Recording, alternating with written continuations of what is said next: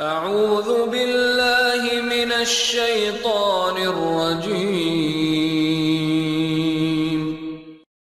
بسم اللہ الرحمن الرحیم السلام علیکم ورحمۃ اللہ وبرکاتہ۔ ناظرین، اس ویڈیو میں ہم جانیں گے سورۃ اللیل اردو ترجمہ اور تفسیر کے ساتھ۔ ویڈیو میں آگے بڑھنے سے پہلے اگر آپ اس چینل پر نئے ہیں تو ہمارے اس چینل کو ضرور سبسکرائب کر لیں تاکہ آپ کو ہماری مزید ویڈیوز مل سکیں، اور اگر آپ کو یہ ویڈیو اچھی لگے تو اسے آپ لائک اور شیئر ضرور کریں۔ چلیے شروع کرتے ہیں۔ اعوذ باللہ من الشیطان الرجیم، بسم اللہ الرحمن الرحیم۔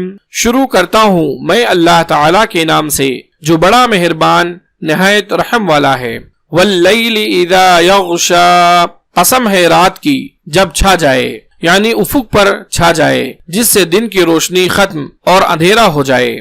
والنہار اذا تجلی، اور قسم ہے دن کی جب روشن ہو، یعنی رات کا اندھیرا ختم ہو جائے اور دن کو اجالا پھیل جائے۔ وما خلق الذکر والانثی، اور قسم ہے اس ذات کی جس نے نر مادہ کو پیدا کیا۔ یہ اللہ تعالی نے اپنی قسم کھائی ہے کیونکہ مرد و عورت دونوں کو اللہ تعالی نے ہی پیدا کیا ہے۔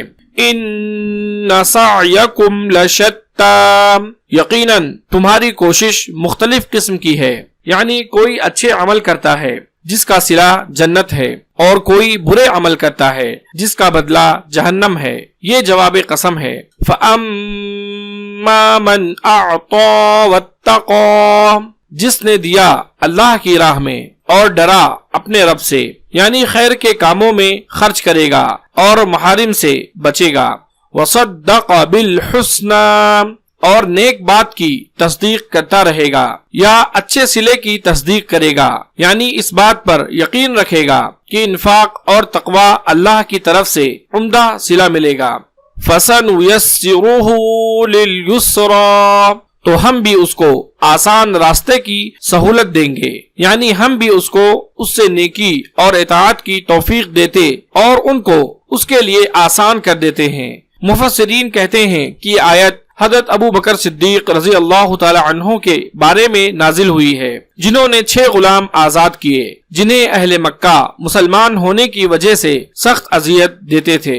وَأَمَّا مَن بَخِلَ وَاسْتَغْنَى، لیکن جس نے بخیلی کی اور بے پرواہی برتی، یعنی اللہ کی راہ میں خرچ نہیں کرے گا اور اللہ کے حکم سے بے پرواہی کرے گا۔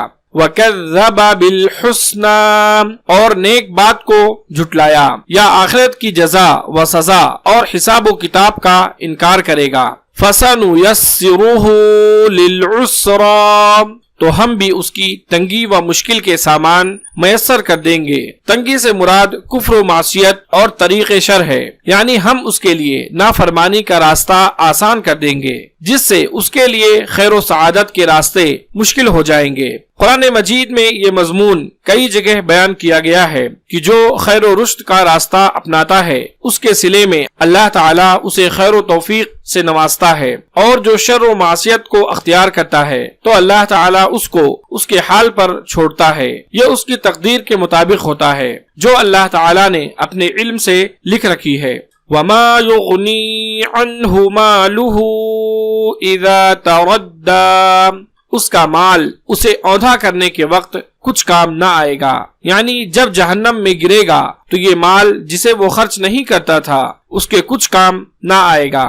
إِنَّ عَلَيْنَا لَلْهُدَى، بے شک راہ دکھا دینا ہمارا ذمہ ہے، یعنی حلال اور حرام، خیر و شر، ہدایت و ضلالت کو واضح اور بیان کرنا ہمارے ذمے ہے، جو کہ ہم نے کر دیا۔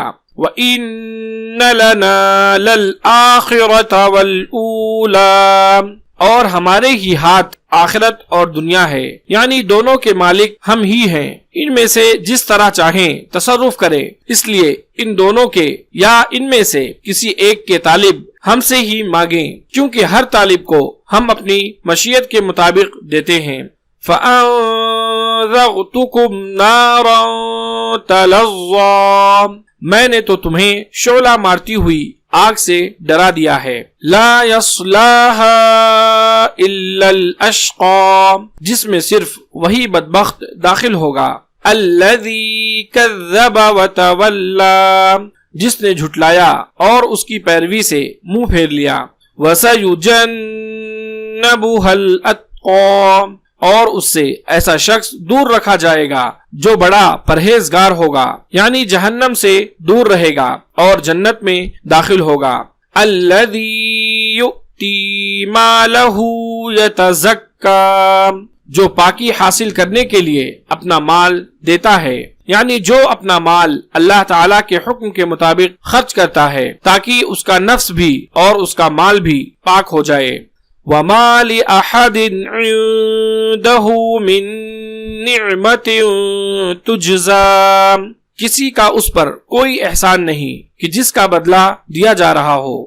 إِلَّا ابْتِغَاءَ وَجْهِ رَبِّهِ الْأَعْلَى، بلکہ صرف اپنے پروردگار بزرگ و بلند کی رضا چاہنے کے لیے، بلکہ اخلاص سے اللہ تعالیٰ کی رضا اور جنت میں اس کے دیدار کے لیے خرچ کرتا ہے۔ وَلَسَوْفَ يَرْضَى، یقیناً وہ یعنی اللہ بھی ان قریب رضامند ہو جائے گا۔ اللہ تبارک و تعالیٰ سے دعا ہے کہ اللہ رب العالمین ہم تمام لوگوں کو اس ویڈیو میں جو باتیں بیان کی گئی ہیں ان باتوں کو سمجھنے اور ان پر عمل کرنے کی توفیق عطا فرمائے، آمین۔